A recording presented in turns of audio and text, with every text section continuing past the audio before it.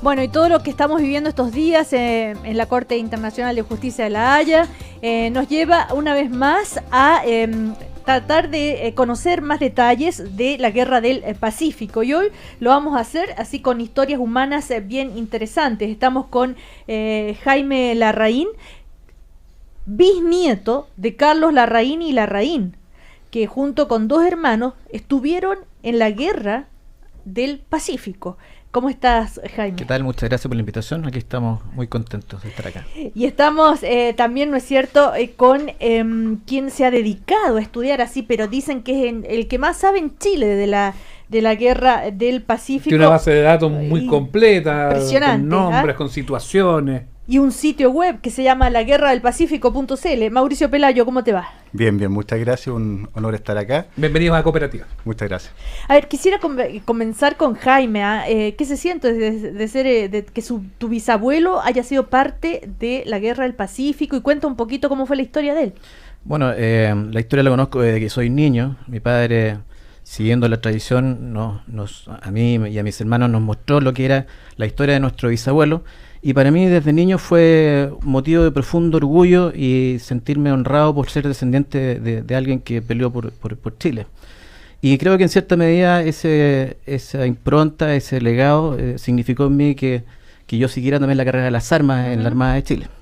Ahora, pero ¿qué historias conoces tú de tu bisabuelo? ¿Qué le pasó en la guerra? ¿Cómo bueno, fue que llegó? Él se mantuvo en campaña durante todos los años de guerra y creo que una de las cosas que más marcó a mi bisabuelo, y está esto registrado incluso en libros, fue que estuvo prisionero 7 meses en una localidad cordillerana peruana llamada Tarma. Fue capturado por el Huáscar mientras él se desplazaba a bordo de un buque de la Sudamericana de Vapores. Fue tomado prisionero por el Huáscar y la Unión, él y su regimiento completo de caballería. Y fue una situación muy compleja para Chile porque fue la captura de la logística completa de un regimiento. Todas las esperanzas estaban puestas sobre este regimiento y fue capturado. Y él fue desplazado a la zona de Tarma junto con los otros oficiales del regimiento, entre esos el comandante Bulnes, y allá por una situación, la suerte los llevó a juntarse con los oficiales sobrevivientes de la Esmeralda, un día, el 21 de mayo. Y bueno, otra historia cuando fue herido y una serie de cosas que están también registradas en cartas familiares, mucha correspondencia epistolar. Hablan de la situación que vivió mi bisabuelo, las penurias vividas en campaña, los arrastres por el desierto, los combates en caballería, en fin, una serie de historias que me llenan de orgullo. Mauricio, pero Jaime, a ver, ¿tú estás de acuerdo con el eslogan que tiene Mauricio Pelayo en su página que dice los héroes olvidados, los que nunca volverán? Correcto. ¿Tú crees que son héroes olvidados? En cierta medida son muy olvidados, incluso las instituciones de la defensa carecen de interés muchas veces de mantener vivo el recuerdo de ellos. Y en general la ciudadanía, más que no conocer el sistema o no conocer a la historia, en forma voluntaria son medio ignorantes, o sea, no quieren saber de que detrás de esto hay un esfuerzo humano. ¿Y por qué pasa eso, Mauricio? Bueno, principalmente porque es de cuna. Primero las familias no nos enseñan y después los colegios tampoco nos enseñan, menos la universidad. Claro, principalmente a uno le enseñan el combate naval de Iquique y el asalto a Arica con mucha suerte. Después del gobierno militar se estudió el combate a la Concepción. Pero fueron 6 años de campaña en el cual se enrolaron más de 82.000 personas. Entonces el 80% nosotros de una u otra forma descendemos de veteranos. Entonces, si las familias primero no nos inculcan el orgullo ni el conocimiento de nuestras raíces, el colegio menos nos va a inculcar que hicieron nuestros viejos. Y ahí uno mira, por ejemplo, lo que pasa en Bolivia, uno mira lo que pasa en Perú, que con todo esto de los diferendos y con los viajes, idas y vueltas a La Haya que hemos tenido en estos casos, hemos conocido mucho cómo se vive allá, la realidad de cómo se viven justamente estos conflictos, sobre todo en la educación básica, incluso preescolar, es bien distinta. No, es muy superior. O sea, si nosotros analizamos, vamos a los colegios, los cabros chicos de primero básico en Perú ya saben que Perú peleó contra Chile y que nosotros éramos malos y que ellos tienen héroes y principalmente lo que ellos lograron, lo que ellos perdieron. Conocen su historia desde chicos y se sientan orgullosos de ellos. Nosotros lamentablemente no tenemos la misma suerte. Ahora, Mauricio, tú me comentabas el otro día sobre esto que se conoce poco. ¿Quiénes eran estos hombres? ¿Qué es lo que lograron? ¿Cómo era el primer ejército? ¿La cantidad de voluntarios que hubo después? ¿Cómo era la vida de ellos? Bueno, cuando estalla la Guerra del Pacífico, estamos hablando en el mes de febrero del 79, el ejército regular no era más de 2.500 personas, o sea, soldados. Y llegamos a formar, a enrolar en el ejército más de 82.000, o sea, 98% de los que se enrolaron fueron civiles, se enrolaron, fueron soldados, defendieron a Chile y volvieron a ser civiles. Entonces, de una u otra forma, como dijo Willy Gascuñán en una de sus canciones, la nación en armas.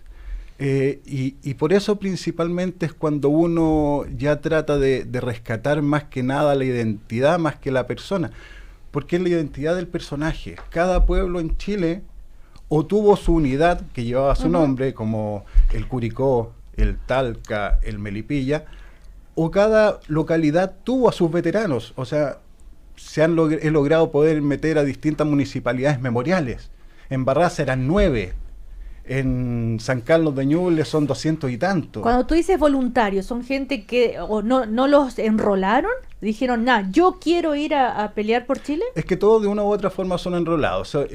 Dependen, hay dos categorías principalmente. Uno son los enganchados y otros son los voluntarios. Los voluntarios se enrolaban, obviamente voluntariamente. Voluntariamente. Y no recibían el peso de enganche, que eran 11 pesos. Ya. Y el enganchado sí recibía esos 11 pesos, pero también se enrolaba voluntariamente. Existe un porcentaje no superior al 2%, que son los que en las partes más críticas de la guerra, cuando vuelven las tropas en 1881 y empieza la campaña en la Sierra, donde ya Chile había olvidado que estábamos en guerra, que ya la gente empieza a ser enganchada a la fuerza, porque no había cómo. ¿Y cómo vuelven esos hombres a reinsertarse? ¿Cuál? Es complicado. Con todo lo que tú has investigado. Suponte, hay una parte súper importante de Arturo Benavides Santo, que es un veterano que entró a los 14 años a la guerra y volvió a los 20. En su libro 6 años de vacaciones dice, cuando ellos vuelven en octubre del 84, se bajan del buque y los llevan al cuartel, les dicen que se saquen el uniforme, los licencian y se acabó. Gracias, hasta luego. Gracias, hasta luego, y vuelven a su vida normal, cero premios, cero... Sí, pero las consecuencias psicológicas o algunos, con amputaciones físicas, con heridas. Cientos de soldados fueron amputados, lamentablemente en ese tiempo la medicina era muy básica, entonces era más fácil cortar el pie, y no necesariamente en una articulación, que sanar al personaje. Muchos se morían por gangrena, por ese tipo de enfermedades, debido a una mala amputación. Se volvieron locos muchos murieron. Yo tengo registrado... No había mayor asistencia de nada en ese tiempo. No, tú volvías de la guerra y ya el Estado te olvidó, ya serviste lo que tenías que servir y te olvida principalmente. Muchos murieron en la casa de Orate, otros se volvieron locos en sus propias casas, muchos suicidios. Nada que hacer, o sea, el abandono es total. Ahora, ¿cuál fue tu gran motivación en dedicarte a estudiar tanto? Te dice, hay un viaje al norte, ¿qué haces tú y qué te pasa ahí? Es que me pegué un viaje al norte, yo no leía ni siquiera el diario, y me hizo clic cuando mi hermano me empezó a llevar a los campos de batalla sin decirme qué había ocurrido. Y yo dije, pues tengo que saber qué había ocurrido, o sea, no puede ser tan fácil decirme, oye, acá fue la batalla de Tacna y no pasó nada. Llegué a Santiago y empecé a leer, y no paré nunca más. Ya llevo 18 años en esto, y empecé a aprender a hacer cómo se hace una página web, que es la primera página que se hizo en el año 2000, porque no había nada, internet era básico. Y después de eso mucha gente me escribía preguntándome por sus veteranos, por sus parientes. Entonces eso me llevó a empezar a investigar cada una de las historias de cada uno de los veteranos que se enrolaron, y eso ya me lleva 18 años haciendo esta base de datos. Ahora, Jaime, acá Pelayo dice, bueno, el Estado le decía gracias, hasta luego, en fin, pero sin embargo tu bisabuelo fue condecorado. Correcto. Por el presidente Balmaceda, ¿no? No, el presidente Santa María. Santa María, perdón.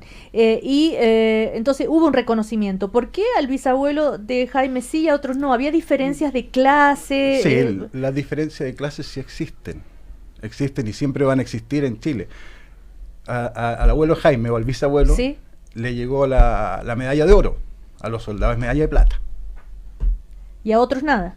No, a todos se les da, es como el reconocimiento, pero terminamos en lo mismo. Los veteranos muchas veces, y gracias a eso los coleccionistas de una u otra forma, o uno puede acceder a una medalla, es porque como dice un amigo, las cambiaron por el pan para poder seguir comiendo, vendían sus medallas. Pero no es el caso de tu bisabuelo. No, no es el caso de mi bisabuelo, porque en el fondo ellos tenían cómo subsistir sin problema, pero en general, y de ahí nace el concepto del pago de Chile.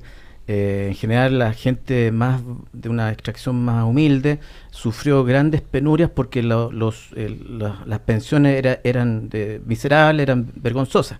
Entonces se produce todo un problema social en Chile con la gente que no tenía posibilidad de subsistir. Otros soldados, bueno, podían, pero hubo todo un problema social en Chile respecto a los veteranos que fueron realmente olvidados. Por eso se plantea como el pago de Chile, lo que les pasó a ellos. Y ese tema en el tiempo no tuvo nunca solución, siempre fue o en algún minuto, ya después cuando empezaron a pasar el tiempo, los años, quizás hubo alguna posibilidad de resarcir en algo todos estos problemas. Se fue arreglando. O sea, es súper importante también entender que los parientes de Jaime eran de familia de la aristocracia, se podría decir, con recursos. Entonces, la Guerra del Pacífico no solamente iba a la clase pobre a la guerra, sino que también iban los hijos del presidente de Pinto del momento. La gente de una u otra forma fue a la guerra por Chile. No hay otra razón. Entonces, después ya cuando vuelven y se tratan de reinsertar en sus lugares, muchos no pudieron, o muchos siguieron con otra, después de haber llegado con una suerte de poder que te da el ser soldado en un territorio extranjero, vuelves a ser el mismo peón, el mismo agricultor, entonces te cambia el switch y te suena más o menos. Y recién en 1906 se le empieza a dar bonos de recompensa a los cívicos que fueron a la guerra, cuando ya un 50% había muerto. Volviendo al tema de la guerra en sí, tú decías, bueno, las penurias, en fin, era un ejército con pocos recursos, pasaban frío, hambre. ¿Qué pasaba con la gente que estaba acá en Chile? ¿Les enviaba ayuda? ¿Cómo era eso? No, los recursos estaban. Recordemos que en 1879 ya nosotros nos hacemos cargo de todo lo que es el departamento de Tarapacá, donde estaba todo el salitre. Entonces empezamos a recibir plata inmediatamente. El problema era la logística, y ahí Jaime, que estudió la parte de abastecimiento, nos puede explicar un poco más técnico. ¿Cómo era eso el abastecimiento? Bueno, partamos que el ejército en un inicio contaba de aproximadamente 2.000 hombres y en muy poco tiempo se armó un ejército y sobre la marcha se fue armando todos los servicios de abastecimiento, que era, por ejemplo, servicio de lavandería, servicio de sastrería, amunicionamiento, transporte de agua, y todo ese fue un problema bastante grande para las autoridades de la época. El centro de apoyo logístico fue Valparaíso, y desde ahí se enviaban al norte. Que harto lejos. Harto lejos. De hecho, si uno compara la operación militar de Santiago, por decirlo de alguna manera, hasta Lima, el equivalente al movimiento de los ejércitos coloniales en Europa desde París hasta Moscú. Entonces no es algo menor, la verdad, las cosas. Y armar sobre la marcha toda la logística fue verdaderamente una empresa gigantesca y admirable. ¿Y cómo lo hicieron? ¿Cómo hicieron estos traslados? En buques de guerra, aquí la Sudamericana de Vapores tuvo mucho que decir, pasó buques, se arrendaban buques de transporte para trasladar a las tropas y la logística. Y ahora, hasta que llegaban todas esas provisiones, ¿cuánto pasaba? Pues, ¿se demoraba cuánto? En cierta medida hay una tasa de traslado bastante buena, o sea, no en los puertos donde estaban ocupados por Chile, había una posibilidad de entregar agua con máquinas que generaran agua, y el traslado de víveres fue bastante correcto. Sí hubo problemas, por ejemplo, en las campañas del desierto, donde hubo traslados de tropas y se quedaron sin agua, sin alimento, y fue francamente una penuria. Pelayo, ¿qué es lo que Chile le debe agradecer a estos héroes, como dices tú? A los viejos del 79 Chile les tiene que agradecer absolutamente todo. Nosotros, si los viejos no hubieran ganado la guerra o no hubieran ido de entrada a pelear por Chile, seríamos un país que sería con suerte desde Coquimbo hasta Talca, porque ya de todas maneras no hay que olvidar que estaban tramitando la entrada al pacto entre Perú y Bolivia con Argentina. Ya prácticamente tenían repartido el territorio chileno, lamentablemente. Entonces, de una u otra forma, nosotros conquistamos, porque sí fue tierra conquistada técnicamente, Antofagasta y toda la región de los paralelos 23 al 25, que son las riquezas que nos dan hasta el día de hoy el cobre. El cobre, por ejemplo, eso es la principal riqueza que podríamos decir se le debe a esos héroes. Claro, pero en su momento era el salitre, que el oro también, blanco, entonces... Claro, porque el cobre era sin saber en ese Claro, hasta el día de hoy el norte nos ha dado todo lo que somos. Ahora, cuando se plantea esto, por el lado, no sé, llevándolo a lo que ha sido esta demanda de Bolivia, que se plantea, no, esto no es una guerra, es una invasión. ¿Cómo lo observan ustedes? ¿Lo planteó el presidente Morales?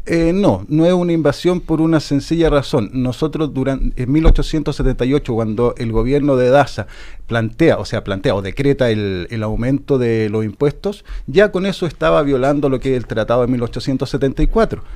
Nosotros, todo el año 1878, se le dijo a Bolivia: ustedes están violando el tratado, van a tener que asumir las consecuencias.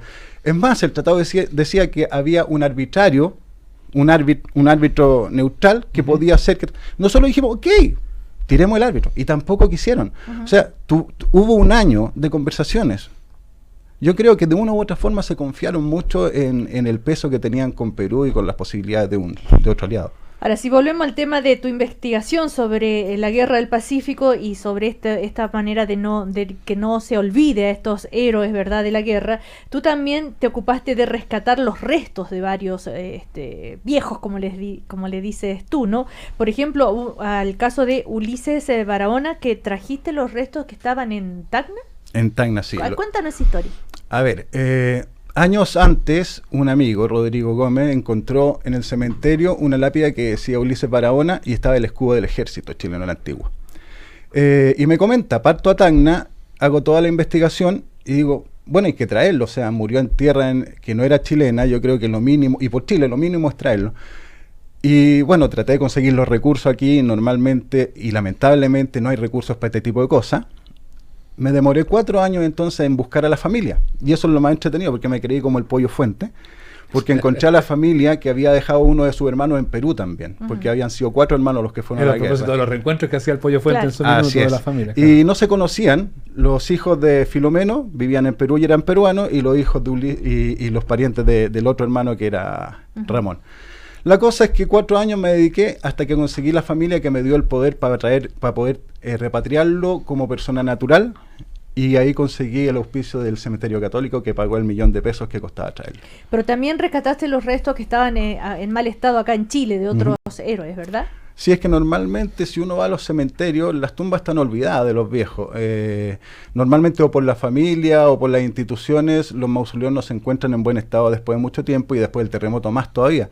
Entonces, muchas tumbas en mal estado logramos poder conseguir los recursos para trasladarlo al panteón de jefes y oficiales del ejército. ¿Dónde están ahora? En el cementerio general, en un panteón que van a estar cuidados el resto del ¿Y la gente se interesa a visitarlo? ¿Hay algo ahí? A la gente le gusta mucho el tema y todo lo relacionado a los viejos, y eso es lo bueno que tiene esta cuestión de la Haya, que trae a la palestra el tema. Si ustedes ven cualquier programa de la Guerra del Pacífico, ya sea en tele o en radio, todo el mundo lo escucha. Los libros más vendidos, Inostroza, Adiós al Séptimo de Línea, Veterano de Tres Guerras y los de Baradit.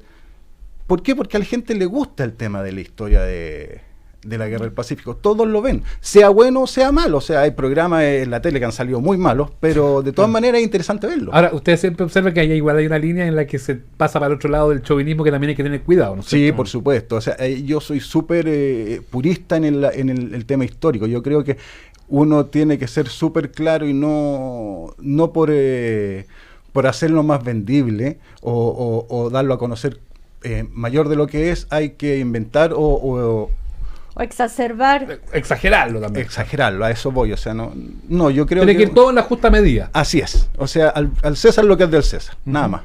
Nos pregunta una auditora, May, dice, si podríamos preguntarte a ti, Mauricio, de todas las batallas, ¿cuál es la mejor o la que tiene más épica? Claro. La batalla de Tarapacá, 100%. Para mí es la batalla donde se junta todo: el hambre, la sed, la victoria, la derrota, la muerte, la vida. Cuenta un poco más, ¿qué pasó hoy? La batalla de Tarapacá es una batalla... ¿Por qué dices el hambre, la sed? Porque el ejército chileno, que en 2 divisiones parte desde una de las salitreras en busca del ejército peruano que estaba acantonado en la quebrada de Tarapacá, se encuentran que a mitad de camino ya no tenían recursos ni de agua ni de comida. Entonces tenían 2 alternativas: o devolverse a los campamentos o partir hacia Tarapacá a buscar el agua, que ahí estaba en la quebrada, es como un oasis que hasta el día de hoy. Entonces se produce la batalla porque eligen, en vez de volver en deshonra, eligen ir a buscar el agua. Y en la primera etapa de la batalla ellos vencen. muchos mueren en el camino, otros mueren en la batalla y vencen, se tiran al agua, se rescatan y se duermen en los laureles y las tropas peruanas vuelven. Y lo que nosotros quisimos hacer con ellos, que era acorralarlo y aniquilarlo, y lo hicieron con nosotros. Y es una de las batallas más sangrientas para nosotros. Por eso existe absolutamente todo lo que pasa en una guerra en un solo día, que es el 27 de noviembre del 79. Jaime, ¿dónde están los restos de tu bisabuelo y de sus dos hermanos? Ellos se encuentran en el patio histórico del cementerio general. También están allí. ¿Sí? También están ahí los 3 hermanos, están sepultados allá. Claro, porque tu bisabuelo estuvo con 2 hermanos. 2 hermanos. Eran 3 que se enrolaron en la guerra como oficiales de 3 regimientos de caballería diferentes. ¿Ya? ¿Y cuál fue la suerte de los hermanos? Bueno, los 3 sobrevivieron a la guerra. Pero ¿con qué secuelas cada uno? No, solamente mi bisabuelo fue herido. Los otros 2 no tuvieron mayor problema. Siguieron algunos en servicio. Posteriormente enfrentaron la guerra civil del año 1891 y tuvieron, la verdad, bastantes problemas posterior a eso, porque eran amigos personales del presidente Balmaceda. Fueron perseguidos, uno se exilió, eran balmaceístas, otro se exilió en Argentina. Fue un problema que fue terrible para la familia en general esta situación. Y ahí muchos se pasaban a retiro, el Estado los obligó a pasar a retiro y fueron borrados los escalafones, porque hubo una instancia de mucho odio en esa época, en esta revolución. Pero afortunadamente los 3 sobrevivieron, si no yo no estaría acá con ustedes. Claro. Sí, no, yo me refería a las secuelas, no sé claro. Si podrían haber tenido problemas psicológicos o de... No hubo... Se recuperaron. En la correspondencia epistolar, como digo yo, no hay señales de que haya pasado un problema así. ¿Y dónde está esa correspondencia? La conserva 2 parientes míos que han sido muy amables de compartirla, así que... Y yo también compartí la que tengo yo, así que afortunadamente se ha conservado por el interés de algunos parientes.